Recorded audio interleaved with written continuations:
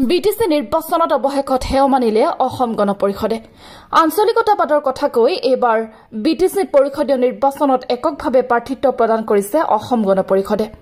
ইয়াৰ ভিতৰত অন্যতম চিৰাং জিলাৰ 19 নং থুৰিবাৰী সমষ্টিটোত অসম গণ পৰিষদৰ প্ৰাৰ্থী পাৰ্থজিৎ ৰায় কিন্তু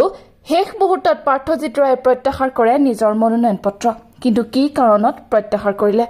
সমষ্টিটোত বিজেপিৰ প্ৰাৰ্থী বিজনীৰ বিধায়ক অজয় কুমাৰ ৰায়ক জয়ী কৰাবলৈ এই সিদ্ধান্ত গ্ৰহণ কৰিলে নেকি অসম গণ পৰিষদে উল্লেখ্য যে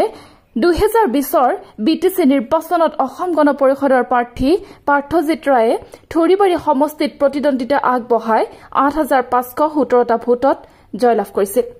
সমষ্টিটোত মুঠ এই ভোটাৰ 59308 জন আছিল নিউজ টেক্স ৰিপৰ্ট NR24 আলোচনাৰ বাবে যেহেতু আমি মিত্ৰজোঁটত আছোঁ আৰু এই মিত্ৰজোঁটত যাতে আমাৰ ভোট বিভাজন হৈ কোনো বিৰোধী শক্তিয়ে যাতে ইয়াত জিকি যাব নোৱাৰে তাৰ স্বাৰ্থত আৰু বিজনী অঞ্চলৰ তথা চুৰিবাৰী অঞ্চলৰ ৰাইজৰ উন্নয়নৰ স্বাৰ্থত আজি মই কি কয় উদ্যোগ কৰিছোঁ এই কথা আগতে দলৰ নেতৃত্ব বিচাৰ বিবেচনা কৰা নাছিল নেকি এই বিষয়ে মই এতিয়া জ্ঞাত নহয় কাৰণ সেইটো কেন্দ্ৰীয় সমিতিয়ে জানিব আৰু কেন্দ্ৰীয় সমিতিৰ নিৰ্দেশনা মৰ্মেহে মই